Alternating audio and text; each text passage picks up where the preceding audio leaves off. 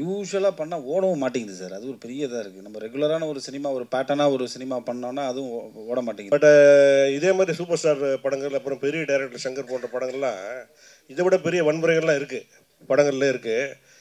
But அதுக்கு வந்து you சர்டிஃபிகேட்டே கொடுக்குறாங்க. அதை பற்றி நீங்கள் ஃபைட் பண்ணாமல் வந்தீங்க, உங்களுக்கு யாராவது அட்வைஸ் பண்ணலையா? இது அந்தளவுக்கு வன்முறையான கதையும் இல்லை. அந்தளவுக்கு நம்ம பிளட் ஸ்குவாஷோ இப்போ ரீசெண்டாக ஒரு படம் பார்த்தேன், ட்ரில் இந்த பக்கம் போட்டு இப்படி வருது. சீமான் தான் தமிழ் குடிம்பாரு. அப்போ அவரை மனசில் வச்சு தான் அந்த ஒரு இதுக்கு பதில் சொல்லியிருக்கிறீங்களா? உங்கள் படமும் 17ஆம் தேதி ரிலீஸு, சித்தார்த் படமும் மிஷ்யூ ரிலீஸு. இந்த போட்டி எப்படி பார்க்குறீங்க? நான் என்ன சொல்லணும்னு நினைக்கிறீங்க? வர வர எல்லா படத்துலையும் பார்த்தீங்கன்னா பெண்களுக்கு அதிகமாக முக்கியத்துவம் கொடுக்குறீங்க. ஹீரோயின்ஸ் 2-3 போட ஆரம்பிச்சிட்டீங்க. என்ன காரணம்? முக்கியமாக அப்படி போடுறீங்க. இப்போ இந்த படம் பார்த்து நீங்கள் 2-3 ஹீரோயின்ஸ் போட்டனால தான் பெண்கள் முக்கியத்துவம் கொடுத்தவங்க கருத்து இருக்குது. படத்தில் அதிகமாகவே அந்த ஹீரோயின்ஸ் முக்கியத்துவம் வருது. தப்பு இல்லைல்ல சார், நல்ல விஷயம் தானே. நல்ல விஷயம் தான், தமிழ் பெண்களுக்காக கொடுத்துட்ருக்கீங்க, அதுவும் வரவேற்கத்தக்கதான். நன்றி. இன்னொன்று பரத் சார் கிட்ட ஒன்று கேட்கணும்.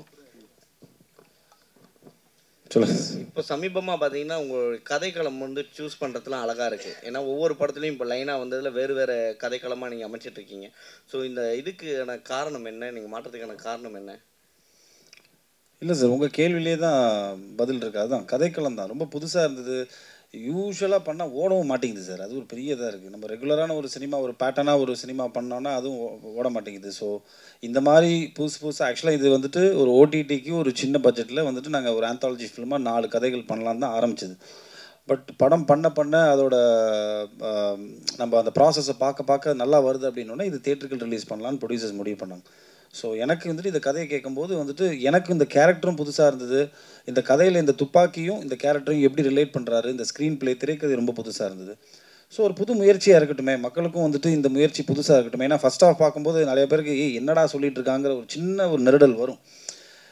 4 பேர் கதை இருக்கும், அது பாட்டுக்கு போகும். பட் செகண்ட் ஆஃப் பார்க்கும்போது தான் வந்துட்டு எனக்கு இந்த காளிதாஸில் இதுதான் நடந்தது. ஃபஸ்ட் ஆஃப் பார்த்துட்டு வெளியில் வந்தோடனே ப்ரெஸ்ட்டை கேட்கும்போது என்ன ஜி பார்த்துட்டு சொல்கிறேன் ஜி அப்படி போயிட்டாங்க. செகண்ட் ஆஃப் பார்க்கும்போது தான் அந்த ஃபஸ்ட் ஆஃப்லேருந்து என்னென்ன படம், அந்த மாதிரி தான் இந்த படமும். ஸோ இந்த படம் வந்துட்டு அந்த அடிப்படையில் பார்க்கும்போது கதையாக ரொம்ப புதுசாக இருந்தது. பர் சார் கோ ப்ரொடியூசர் சொன்னார், இந்த மாதிரி ஏ சர்டிஃபிகேட் யூ சர்டிஃபிகேட்லாம் பாகுபாடு பார்க்குறாங்க அப்படின்னு. உண்மையிலேயே அப்படி பாகுபாடு பார்க்குறாங்களா? உங்களோட கருத்து என்ன? ஏன்னா இந்த படத்தோட சப்ஜெக்ட் உங்களுக்கே தெரியும் சார். அது சென்சார் போர்டில் யார் பார்க்குறாங்கிற ஒவ்வொரு மைண்ட் செட்டை பொறுத்து இருக்குது சார். இப்போ இந்த கதையில் வந்துட்டு பார்த்தீங்கன்னா வந்துட்டு பிளட் ஷெட் கிடையாது. எனக்கு நான் நேபாளின்னு ஒரு படம் பண்ணேன். அந்த படத்தில் பார்க்கும்போது வந்துட்டு நிறையா பிளட் ஷெட் இருக்கும், உங்களுக்கு ஆக்ஷன் நிறையா இருக்கும். அதே மாதிரி வந்துட்டு கொஞ்சம் சில சென்சுவலான சீன்ஸ் இருக்கும், வல்கரான சில சீன்ஸ்லாம் இருக்கும். அதெல்லாம் வந்துட்டு ரிமூவ் பண்ணுன்னு சொல்லி ரிமூவ் பண்ணியே திருப்பி ஏ சர்டிஃபிகேட் தான் கொடுத்தாங்க. ஸோ இப்போ இருக்கிற சென்சார் போர்டில் அப்போயே அப்படி தான் ஸ்ட்ரிக்டாக இருந்தாங்க. ஸோ இப்போவும் கொஞ்சம் ஸ்ட்ரிக்டாக தான் இருக்காங்க. பட் இந்த படம் பார்த்திங்கன்னா கொஞ்சம் சோஷியல் மெசேஜ் நிறையா இருக்கும், கொஞ்சம் சில கருத்துக்களை கொஞ்சம் நிறையா வந்துட்டு உள்ளடக்கி வச்சுருப்பார் டைரக்டர். ஸோ பட் என்னை பொறுத்த வரைக்கும் நான் யூஏ தான் எதிர்பார்த்தேன் ஆக்சுவலாக. அப்படி ஒன்றும் பெருசாக ஏ சர்டிஃபிகேட்டுக்கான ஒரு கண்டென்ட் மாதிரி இது தெரியல. பட் அஃப்கோர்ஸ் சென்சார் போர்டோட அந்த மைண்ட் செட்டை பொறுத்து தான் இருக்குது சார். இப்போது டைரக்டர் சார், அதாவது மாநகரம் படத்துக்கு பிறகு ஒரு நீட்ஃபுல்லான ஹைபர் லிங்க் படமாக இந்த படத்தை நாங்கள் பார்க்குறோம். ஆனந்த ஒரு தயாரிப்பாளராக கிடைச்சதில் எங்களுக்கு ஃபஸ்ட்டு சந்தோஷமாக இருக்குது சார். ஃபஸ்ட்டு ரிவ்யூ நீங்கள் தான் இப்போ கொடுத்துருங்க. ஏன்னா எங்கள் படத்தை நாங்களே உட்காந்து முன்மொழிஞ்சிட்டு இருக்கோம் மேடையில். நான் தான் சொன்னேன் நிறுத்துங்க, அவங்க பார்த்துட்டு கேட்கட்டும், கேள்வி கேட்டால் தான் ஏதோ ஒன்று சொல்லுவாங்கன்னு. ரொம்ப சந்தோஷம் சார். சரி, எங்ககிட்ட இருந்து ஒரு நல்ல தயாரிப்பாளர் வந்திருக்கிறதுல எங்களுக்கு ரொம்ப சந்தோஷம். அப்புறம் டைரக்டர்கிட்ட ஒரு கேள்வி. இந்த படத்தில் வந்து ஒரு துப்பாக்கி பல கதைகளில் ட்ராவல் ஆகுது. எல்லா கதைகளுக்குமான தீர்வையுமே அந்த துப்பாக்கி தான் தருது. இது வந்து வன்முறையை முன்வைக்கிறது மாதிரி ஆகாதான்? நிச்சயமாக நீ கேள்வியில் நியாயம் இருக்குது. அதுக்கு தான் நான் செகண்ட் பார்ட்டுக்கு ஒரு லீடு வச்சுருக்கேன். ஸோ அந்த செகண்ட் பார்ட்டில் வந்து கண்டிப்பாக அதை வந்து நீங்கள் துப்பாக்கி தீர்வாக இருக்காது அப்படிங்கிறத நம்புகிற மாதிரி ஒரு கதை பண்ணுவேன் கண்டிப்பாக. பரத் சார், சார் முன்னாடியெல்லாம் உங்களை வந்து கான்டாக்ட் பண்ணோன்னா ஒரு கதாசிரியர் வந்து கதை சொல்லணும், ப்ரொடியூசர் வந்து கதை சொல்லி டேரக்டர் கதை சொல்லும்போது எனக்கு ஃபுல் ஃபிச்சாக வந்து என் ஸ்டோரியில் நான் மட்டும்தான் இருக்கணும்னு சொல்லிட்டு ஒரு விஷயம் போயிட்டு இருந்தது. ஆனால் இப்போ வந்து நீங்கள் கதை கலகம் வந்து டோட்டலாக மாற்றிட்டீங்க. இப்போ வந்து 4 ஸ்டோரியில் நீங்கள் ஒரு சின்ன பார்ட் தான் பண்ணியிருக்கீங்க. இது எப்படி இருக்குது? ஏன்னா இதே மாதிரி ட்ராவல் பண்ணுவீங்களா, இல்லை வந்து திருப்பி ஃபுல் ஃபிச்சாக தான் பண்ண போகிறேன்னு சொல்லிட்டு ஒரு விஷயம் நடக்க போதா? இல்லையே சார், அப்படிலாம் கிடையாது சார். அப்படின்னா நான் ஒரு வெயில் பண்ணியிருக்க மாட்டேன், ஒரு கடுகு பண்ணியிருக்க மாட்டேன். ராஜகுமாரன் சார் என் கூட நடித்தார், வெயில் பண்ணியிருக்க மாட்டேன். இல்லைனா வந்துட்டு ஒரு அழகாக இருக்கிற பயமாக இருக்கிறது ஒரு படம், அருண் குமாராக இருந்த டைமில் நான் அவர் கூட பண்ணேன். ஸோ எனக்கு என்னை பொறுத்த வரைக்கும் ஒரு கதையில் நம்மளுக்கு என்ன இருக்குது, அதே மாதிரி இந்த கதையை வந்துட்டு என்னோட போர்ஷனுக்கு நான் ஹீரோ சார். சின்ன பாட்டு கிடையவே கிடையாது. நீங்கள் இதை ஒரு பொதுப்படையாக பாருங்களேன், படமாக பார்க்கும்போது என்னோட போர்ஷனுக்கு நான் ஹீரோ. ஒவ்வொரு போர்ஷனுக்கும் அவங்கவுங்க வந்துட்டு ஒரு முக்கியத்துவமான ஒரு கதாபாத்திரமாக பாருங்கன்னு தான் சொல்கிறேன். அதான் இது ரெகுலரான ஒரு ஹீரோ ஹீரோயின், ஒரு காமெடியன், ஒரு 4 ஃபைட்டு அந்த மாதிரி பார்க்கணும்னு நினைக்கிறவங்களுக்கு இந்த படம் பிடிக்காது. ஒரு கண்டென்ட் பேஸ்டாக பார்க்கணும், 2 மணி நேரம் வந்துட்டு நம்மளுக்கு ஒரு திரைக்கதை இன்ட்ரெஸ்டிங்கான ஒரு ஃபிலிம் பார்க்கணுன்னா பார்க்கலாம். ஸோ அந்த அடிப்படையில் தான் நான் வந்துட்டு நான் எப்போவுமே அப்படி தான் பண்ணிகிட்ருக்கேன் சார். என்னோட பேட்டர்ன் ஆஃப் ஃபிலிம்ஸ் அப்படி தான் இருந்திருக்கு. ஒரு சில படங்கள் ஆமாம் ஹீரோயிசம் ஃபிலிம்ஸ் பண்ணி ஆகணும் சார், கமர்ஷியலுக்கு நம்ம பண்ணி தான் ஆகணும். ஸோ அப்படி தான் நான் அதை பார்க்குறேன். நான் டைரக்ட் சார்,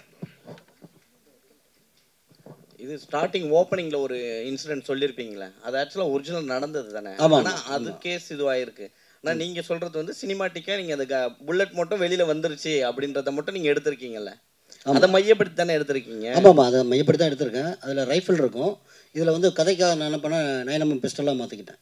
சரி, அஞ்சலி நாயர் கூட ஒரு கேரக்டர் ரெடி பண்ணியிருக்கீங்களா? அது அவங்ககிட்ட சொல்லும்போது அவங்க என்ன இது காமிச்சு உங்ககிட்ட ரியாக்ஷன் ஏதாவது இருந்தது அவங்க பேசும்போதே?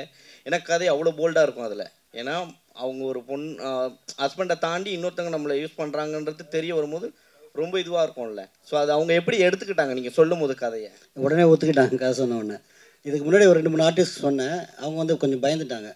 இது வேறு மாதிரி ஏதாவது வந்துடுமோ அப்படின்னு பயந்துட்டாங்க. அப்புறம் அஞ்சலிக்கிட்ட சொல்லும்போது பார்த்திங்கன்னா நான் வந்து வாட்ஸ்அப்பில் தான் சொன்னேன், வீடியோ காலில் தான் சொன்னேன். கதை கேட்டோன்னா கிளைமேக்ஸ் கேட்டோன்னா ஒத்துக்கிட்டாங்க, நான் பண்ணுறேன்னு சொன்னாங்க. அஞ்சலி மேடம், நீங்கள் நெடுநல் வாடகை வந்து அவ்வளவு ஹோம்லியாக நடிச்சிங்க. இது வந்து கதை சொல்ல வேண்டாம், அதிகமாக வன்முறை எடுத்தது நீங்கள் தான். இந்த இதை எப்படி பார்க்குறீங்க? ஆஸ் அன் ஆக்டர் நமக்கு புதுசாக ரோல் பண்ண நிறைய ஆசை இருக்கும். நானே இந்த இண்டஸ்ட்ரி வரும்போது நான் பார்க்குறது சேம் ஸ்டோரி, சேம் ஸ்கிரிப்ட் பண்ணுற மாதிரி எனக்கு தோணிடுச்சு. ஸோ சார் இந்த கதை சொல்லும்போது அஃப்கோர்ஸ் என் மனசில் எனக்கு தோணுச்சு ஆடியன்ஸ் எப்படி பார்ப்பாங்க. பிகாஸ் ஆடியன்ஸ்க்கு நான் இது வரைக்கும் பண்ணுற படம் தே ஹேவ் அன் இமேஜ். அது பாசிட்டிவாக எடுத்துக்கலாம், நெகட்டிவாக எடுத்துக்கலாம். பட் நான் ஆஸ் அன் ஆக்டர் எனக்கு அந்த ஸ்டோரி கன்வின்சிங்காக தோணிடுச்சு. அதுவும் தாண்டி டிரெக்டர்கிட்ட I had trust like he will take it properly.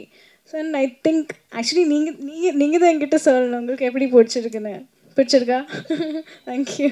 Director sir, படத்தில் வந்து ஒரு பார்ட் வந்து ஜாதி சம்மந்தமாக ஒரு விஷயம் வச்சுருக்கீங்க.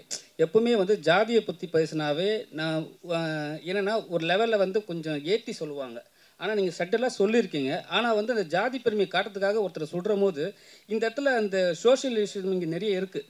சரிங்களா? அது ஏதாவது உங்களுக்கு வந்து பாதிக்குமா? இல்லை, புரியல உங்கள் கேள்வி, எனக்கு புரியல, சாரி. என்னென்னா இப்போ வந்து ஜாதி பெருமை பேசுகிறவங்க தான் வந்து கீழ்மட்ட ஜாதியை வந்து கொல்றாங்கன்னு சொல்லிட்டு ஒரு விஷயம் வச்சுருக்கீங்க. ஸோ அது வந்து இந்த கொல்றதுனால இப்போ இருக்கிற சிச்சுவேஷனுக்கு, ஏன்னா இப்போ இருக்கிற வந்து ஜாதி நீங்கள் கூட பார்த்துருப்பீங்க, மலம் கலந்த விஷயம்லாம் நடந்திருக்கு. ஸோ இந்த விஷயம் வந்து இந்த படத்துக்கு பாதிக்குமா? கண்டிப்பாக பாதிக்காதுங்க. நான் அப்படி ஒன்றும் சொல்லி அதில் இல்லை. ஏன்னா ஜாதி பெருமை பேசுகிறவங்க தான் வந்து ஜாதி கீழே இருக்கிறவங்க வந்து கொல்றாங்க. சரிங்களா? ஏன்னா அவங்க எதிர்க்கவே முடியாத லெவலில் வந்து கீழ் ஜாதி ஆளுங்க இருக்காங்களா? இல்லை, அப்படிலாம் இங்கே யாருமே இல்லை. இப்போ இந்த கதைக்கு அது தேவைப்பட்டுச்சு அப்படின்றதுனால தான் அதை வச்சேனே தவிர அப்படி யாரும் இல்லை. இங்கே ஓரளவுக்கு எல்லாமே படிக்க ஆரம்பிச்சிட்டாங்க. எல்லாமே ஓரளவுக்கு சென்னையை பொறுத்த வரைக்கும் அந்த பாகுபாடு கொஞ்சம் ஓரளவுக்கு கம்மியாக தான் இருக்குது. ஸோ இந்த சென்னையில் நான் சென்னையில் பிறந்து வளர்ந்தேன், அதனால் அப்படின்னு நினைக்கிறேன். சார், இந்த கதைகளே வந்து அபிராமியோட கதை தான் எனக்கு ரொம்ப பிடிச்சிருந்தது. காரணம் என்னென்னா, துப்புரவு தொழிலாளனாலே அவ்வளோ போதிய அறிவு இல்லாதவங்க, படிப்பு இல்லாதவங்கன்னு அப்படியான ஒரு சித்திரம் இருக்கும்போது ஒரு பையனை கூட திருநங்கையாக மனப்பூர்வமாக ஏற்றுக்கிற ஒரு தாயாக ஒரு புதிய விஷயமா சொல்லியிருந்தீங்க. அது மட்டும் இல்லாமல் திருநங்கைக்கும் அவர்களுடைய உடம்பு வந்து சுத்தமாக இருக்கணும்னு விரும்புகிறாங்க. குடும்பம் சொன்னால் அவங்களுக்குமே கர்ப்பம் இருக்குது அப்படிங்கிற ரீதியில் ரொம்ப புதிய விஷயம் சொல்லியிருக்கீங்க. இந்த நபர்களை நீங்கள் யாராவது சந்திச்சிருக்கீங்களா, இல்லை முழுக்க இது உங்களுடைய கற்பனையா? இல்லை, கற்பனையாக இருக்குது. நம்ம படிக்கிறோம் இல்லைங்களா? ஸோ இதை சார்ந்த சில புத்தகங்கள் படிக்கும்போது அதன் வர தாக்கம் தான் எனக்கு. சார், நிறைய இந்த திருநங்கைகள் நம்ம பார்க்கும்போது பார்த்திங்கன்னா ரோட்டில் பிச்சை எடுக்கிற மாதிரியும் பாலியல் தொழில் பண்ணுற மாதிரியும் பார்த்துட்டே இருக்கும். ஸோ அவங்க வந்து அவங்களுக்கு இதை விட நிறைய படிக்கிறவங்க இருக்காங்க, ரைட்டர்ஸாக நிறைய பேர் இருக்காங்க. ஸோ அவங்களாம் நான் நிறைய மீட் பண்ணியிருக்கேன், அவங்களாம் பேசியிருக்கேன், பழகியிருக்கேன். ஸோ அந்த தாட் நமக்குள்ளே இருந்துகிட்டே இருக்கும். ஸோ வேறு மாதிரி எதாவது காட்டலாமே அப்படின்றதுக்காக தான் அவங்க வந்து எப்படி மாறுறாங்க அந்த பக்கமே நான் போகல.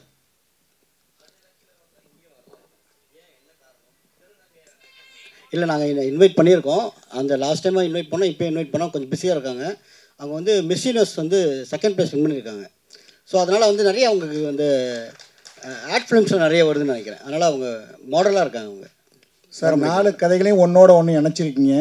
அதே சமயத்தில் ஒவ்வொரு கதைக்கும் ஒரு முடிவு வச்சுருக்கீங்க.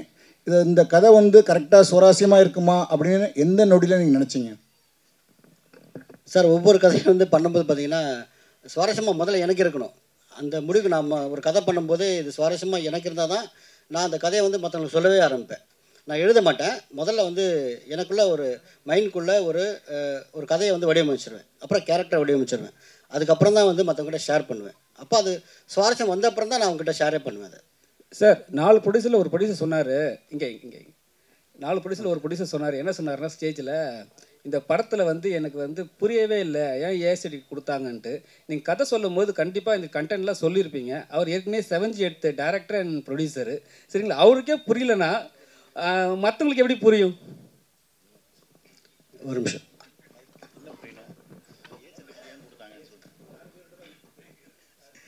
இல்லை புரியலன்னு சொல்ல, இது அந்தளவுக்கு வன்முறையான கதையும் இல்லை. அந்தளவுக்கு நம்ம பிளட் ஸ்குவாஷோ இப்போ ரீசெண்டாக ஒரு படம் பார்த்து ட்ரில் இந்த பக்கம் போட்டு இப்படி வருது பார்த்தா இதுனா சொல்லி அது யூஏர் நம்ம இதுவாக சொல்லலை. அப்போ நம்ம ரொம்ப எக்ஸ்பெக்ட் பண்ணோம். இதில் வந்து நீங்கள் இப்போ ஆல்மோஸ்ட் டெலிட்டட் சீன்ஸ் நம்ம நெக்ஸ்ட்டு பண்ணுறோம். ஒரு 25 மினிட்ஸ் நம்ம கட் பண்ணியிருக்கோம் ஃபுட்டேஜ். கட் பண்ணிவிட்டு மறுபடியும் போய் நமக்கு அதே சர்டிஃபிகேட் தான். அப்போ நம்ம கட் பண்ணாமல் இருந்திருக்கலாம் இல்லையா? அதுவும் வந்து தப்பான இதில் ஆர்கியூமெண்ட்ஸ் தான், டிஸ்கஷன்ஸ் தான், அதெல்லாம் கட் பண்ணிட்டு சொல்லிட்டாங்க. இது நெக்ஸ்ட் இதில் இன்னும் நம்ம அதில் என்னென்ன சேஞ்சஸ் பண்ணியிருக்கோம்னு சொல்லிட்டு நாங்கள் நெக்ஸ்ட் இதில் சொல்கிறோம். அது டேரக்டர் சொன்னதான் நல்லா இருக்கும்னு நினைக்கிறேன். சார் 20 நிமிஷம் வந்து அந்த படத்தோட ஃபுட்டேஜை வந்து எடிட் பண்ண வச்சுருக்காங்க. அதாவது பிளட்டுனால ஏதோ ஒரு காரணத்தினால பண்ணியிருக்காங்கன்னு சொல்கிறீங்க. அப்போ சின்ன படங்களை வந்து சென்சார் வந்து வஞ்சிக்குதா? சார் இது என்னதான் கேட்டிங்களா? எனக்கு தானா? ஓகே சார், இது வந்து எனக்கு முதல் படம்ன்றதுனால எனக்கு அது தெரியல. நான் இப்போ அங்கே போனேன், உனக்கு யூஏ வேணுமா ஏ வேணுமான்னு கேட்டாங்க. ஸோ யூஏனா இவ்வளோ கட்டு இருக்குது, ஏனா இவ்வளோ கட்டு இருக்குனாங்க. யூஏல பார்த்தீங்கன்னா கண்டென்ட்டே வந்து அவங்க வந்து தூக்க சொல்கிறாங்க ஒரு கண்டென்ட்டையே. இப்போ அஞ்சலினோட போர்ஷன் பார்த்துருப்பீங்க, அதில் முக்கியமான போர்ஷன்லாம் வந்து கட் பண்ண சொல்கிறாங்க. ஸோ அப்படின்னா வந்து படம் பார்க்குற சுவாரஸ்யமே இருக்காது. ஸோ அதனால் வந்து ஏ கொடுத்தாலும் பரவாயில்ல, கண்டென்ட் தான் எனக்கு வேணும்னு சொல்லிட்டு நான் வாங்கியிருக்கோம். நான் ப்ரொடியூசர்கிட்ட டிஸ்கஸ் பண்ணேன். அவர் என்ன சொன்னார், ஸ்ட்ராங்காக சொன்னார், நீங்கள் வாங்க பரவாயில்ல பார்த்துக்கலாம் அப்படின்னு சொல்லிட்டார். பரத் சார்,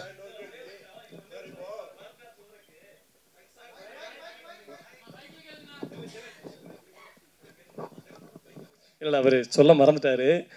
என்னென்னா சென்சாரில் வந்து முக்கியமான சில போர்ஷனு கதையிலே வேறு மாதிரிலாம் விஷயங்கள் இருக்குதுன்னு சொல்லி எடுக்க சொன்னாங்க. அப்புறம் பரத் சார் இவங்க 3 பேர் காரில் ட்ராவல் பண்ணும்போது சமூக நீதி சார்ந்து நிறைய டைலாக்ஸ் வச்சுருந்தோம். அதாவது 3 மதத்துக்காரங்க அந்த காரில் பயணிப்பாங்க. 3 பேரும் அவங்கவுங்க பாயிண்ட் ஆஃப் வியூவில் அவங்கவுங்க இதை பற்றி பேசுவாங்க. அந்த விஷயத்தை டோட்டலாகவே எடுக்க சொன்னாங்க. அப்புறம் வந்து அந்த கண்டென்ட்டை தூக்க சொல்லிட்டு அவர் இயக்குனர் என்கிட்ட சொன்ன ஞாபகம் இருக்குது. நான் வந்து இங்கே ஒரு ஹோட்டலில் ஒரு ப்ரொமோஷனில் இருக்கும்போது வந்தார். வந்து இந்த மாதிரி இந்த டைலாக்லாம் சேஞ்ச் பண்ணணும் சென்சாரில் சொல்கிறாங்க அப்படின்னு சொன்னார். அப்போ நான் கேட்டேன், நீங்கள் வந்து அவங்ககிட்ட ஃபைட் பண்ணலாமே, நீங்கள் அவங்ககிட்ட பேசலாம், நம்ம உங்களுக்கு ரைட்ஸ் இருக்கே அப்படின்னு கேட்டேன். அதுக்கு அவர் சொன்ன பதில் தான் நாங்கள் பதிவு பண்ண நினைக்கிறேன். என்ன சொன்னார்னா, அவங்க டிஸ்கஷனுக்கு வரல, ஆர்டர் போடுறாங்க. அவங்க தொழிலில் வந்து டிஸ்கஷனே இல்லை, சமூக நீதி அதெல்லாம் விடுங்க, மதம் சார்ந்த அதெல்லாம் விடுங்க, இதை பண்ணுங்க தூக்குங்க அப்படின்னா அதை கொடுக்குறேன். எல்லாம் அந்த டிஸ்கஷன் முடிக்க அவங்க வரல அப்படின்னு சொன்னார். இப்போ ஒருவேளை இவர் வந்து ஒரு லோகேஷ் கனகராஜ் மாதிரி ஒரு பெரிய நிறுவனத்தில் படம் பண்ணுற ஒரு இயக்குனராக இருந்தால் அந்த டிஸ்கஷன் மேபி நடந்திருக்கலாம். அவர் எளிய இயக்குனர், எளிய நிறுவனம்ங்கிறதுனால அந்த டிஸ்கஷனுக்கு சென்சார் வரலன்னு நினைக்கிறேன். நான் என்ன சொல்கிறேன்னா, அதாவது டிஸ்கஷனுக்கு 2 பேரும் பேசணும். ஒருத்தங்க பேசி ஒருத்தங்க கேட்குறது டிஸ்கஷனாக இருக்காது. அது சென்சாரில் நடக்கு. அது மாறணுங்கிறது இந்த இடத்துல என்னுடைய தாழ்மையான வேண்டுகோள். நன்றி. பரத் சார்,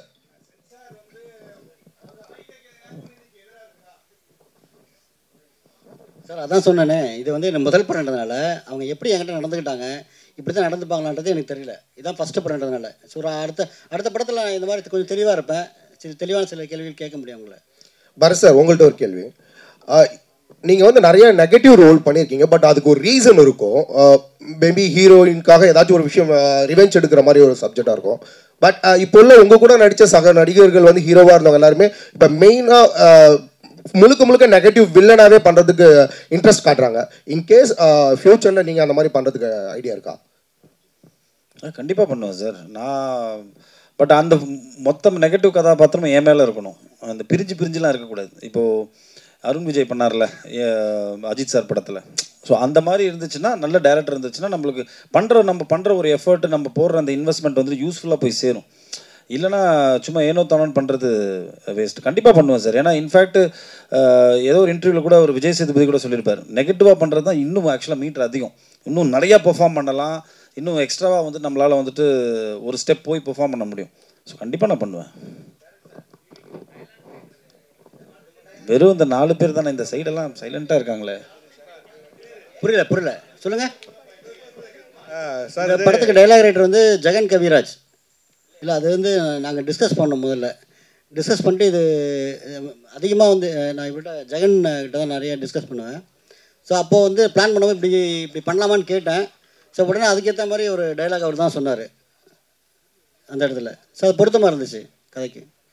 சார் ஒரு கேள்வி, அது இந்த சர்டிஃபிகேட் சென்சார் சர்டிஃபிகேட் படிச்சுதான் சர்டிஃபிகேட் கொடுத்தாங்க, நீங்கள் பேசாமல் வந்துட்டீங்கன்னு சொன்னீங்க. பட் இதே மாதிரி சூப்பர் ஸ்டார் படங்கள், அப்புறம் பெரிய டைரக்டர் சங்கர் போன்ற படங்கள்லாம் இதை விட பெரிய வன்முறைகள்லாம் இருக்குது, படங்கள்ல இருக்குது. பட் அதுக்கு வந்து சர்டிஃபிகேட்டே கொடுக்குறாங்க. அதை பற்றி நீங்கள் ஃபைட் பண்ணாமல் வந்தீங்க, உங்களுக்கு யாராவது அட்வைஸ் பண்ணலையா? அதை பற்றி நீங்கள் இப்போ அந்த மாதிரி பெரிய டைரக்டர் பெரிய படங்களுக்கு கொடுக்குறத பற்றி நீங்கள் என்ன நினைக்கிறீங்க? இப்போ பெரிய ஹீரோக்கள் படங்களுக்கு சர்டிஃபிகேட் கொடுத்துட்றாங்க. அது எத்தனை பேரை கொண்டாலும் சரி, 100 பேரை கொள்றாங்க, 1000 பேரை கொள்றாங்க, அந்த மாதிரிலாம் நடக்குது. அதுக்கெல்லாம் சர்டிஃபிகேட் கொடுக்குறாங்க. பட்டு இதில் வந்து அவ்வளோ பெரிய வன்முறையெல்லாம் ஒன்றும் இருந்த மாதிரிலாம் தெரில. துப்பாக்கி சூடு மட்டும் தான் தெரியுது, வேறு ஒன்றும் தெரில. ஒவ்வொரு படத்தில் 1000 துப்பாக்கி, பலாயிரம் துப்பாக்கி, பீரங்கெல்லாம் கொண்டு வந்து சுடுறாங்க. ஆனால் இந்த படத்தில் அந்த மாதிரிலாம் ஒன்றும் இல்லை.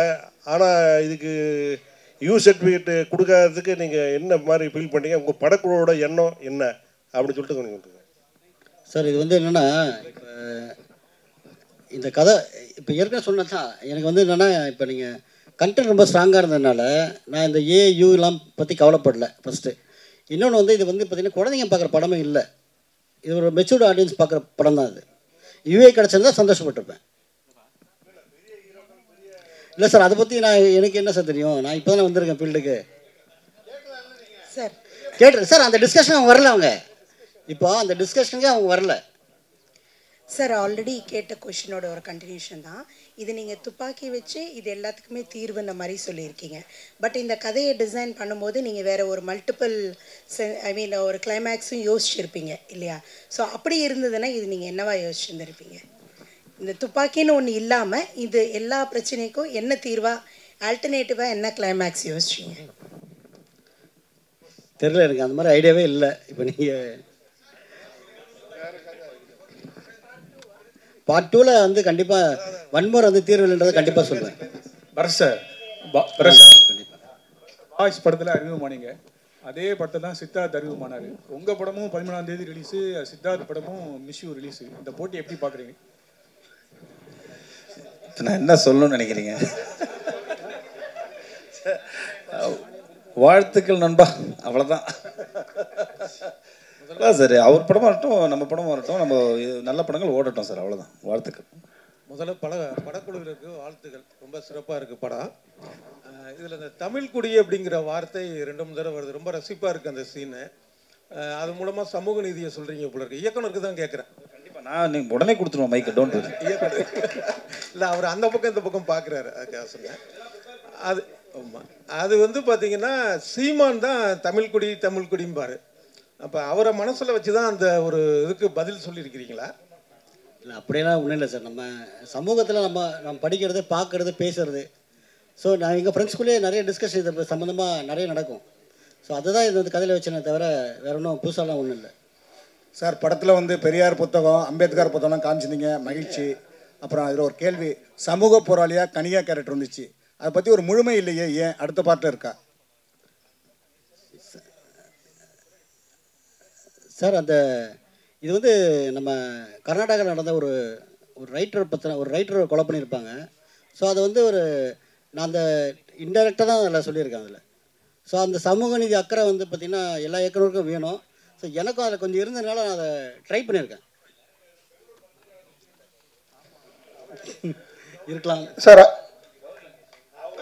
அதான் ஆக்சுவலி ஃபைனலாக ஒரு சின்ன வேண்டுகோள். அது வேண்டுகோள் இல்லை, சொல்கிறேன். ஆக்சுவலாக வந்து இந்த படத்துடைய கிளைமாக்ஸு எங்கெங்கேருந்து எந்த இடத்த ட்ராவல் ஆகுது அப்படிங்கிறத ரிவீல் பண்ண வேண்டாம். ட்ராவல் அவர் தான் கதைன்னு சொல்லுங்கள், அதை கொஞ்சம் ரிவீல் பண்ண வேண்டாம். இதில் ஒரு 4 ப்ரீ கிளைமேக்ஸ் இருக்கும், ஒரு கிளைமேக்ஸ் இருக்கும். தயவுசெய்து அதை மட்டும் கொஞ்சம் எழுதாமல் எழுதுனீங்கன்னா கொஞ்சம் மகிழ்ச்சி. அப்புறம் இன்னொன்று வந்து இந்த படம் வந்து ஆரம்பிக்கும் போது இது தனித்தனியாக படமாக வந்து ஃபைனலாக அந்த கிளைமேக்ஸை ஒன்றாக்கிறதா தான் இருந்துச்சு. பிரசாத் சாரும் ஆனந்தும் தான் வந்து இப்படித்தான் போகணும் அப்படின்னு ஒருத்த காலில் நின்று அதை கொண்டு வந்தாங்க. அது அவங்க 2 பேருக்கு தான் ஆக்சுவலாக அந்த கிரெடிட். இப்போது மாநகரம் மாதிரி இருக்குன்னு சார் சொன்னார்னா அது அவங்கக்கிட்ட தான் போகணும். அது